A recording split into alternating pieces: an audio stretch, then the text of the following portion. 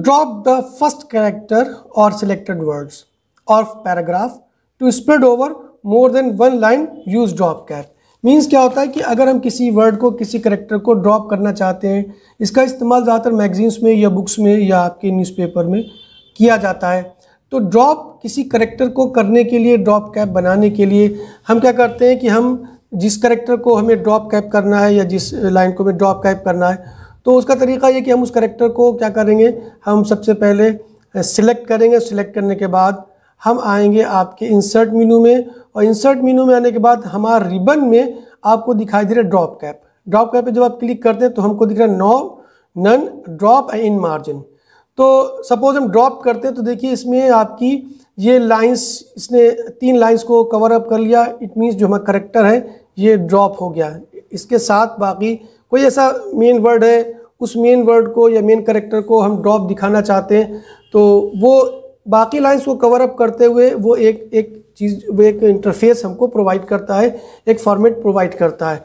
एक तरीका तो ये होता है। दूसरा तरीका ये होता है कि फॉर एग्जांपल हम किसी ड्रॉप कैप में दूसरा ऑप्शन हम ये भी यूज़ कर सकते हैं कि हम इन मार्जिन का मतलब ये कि वो जो ड्रॉप वाला जो करेक्टर है या ड्रॉप वाला जो वर्ड है वो कंप्लीट मार्जिन साइड में आ जाता है और बाकी पूरा डॉक्यूमेंट हमारा राइट साइड में आपका आ जाता है। तो ड्रॉप कैप का तरीका ये भी होता है। ठीक, अब एक पॉइंट ये भी समझ लीजिए कि ड्रॉप ऑप्शन पे जब हम जाते हैं तो ये यहाँ पर ये है ड्रॉप ऑप्शन, कि जब हम ड्रॉप ऑप्शन पे क्लिक करते हैं तो वो तो डायरेक्ट था, रिबन में हम डायरेक्ट कर सकते हैं। लेकिन अब हमको अगर फॉर एग्जांपल यहाँ पे 3 लाइनें वो बाय डिफ़ॉल्ट उसने ली ड्रॉप करने में, लेकिन अगर हम लाइंस ज़्यादा चाहते हैं, ठीक है, तो अब आप इसको देख लीजिए कि जब हम इसको सिलेक्ट करते हैं तो ड्रॉप करना है हमें। ठीक, अब आप देखिए इसमें लाइंस दिख रही थी 3, तो हम इसको बढ़ा सकते हैं, 4 कर सकते हैं, 5 कर सकते हैं। ठीक, उसके अलावा इसमें एक ऑप्शन दिया हुआ है डिस्टेंस फ्रॉम टेक्स्ट,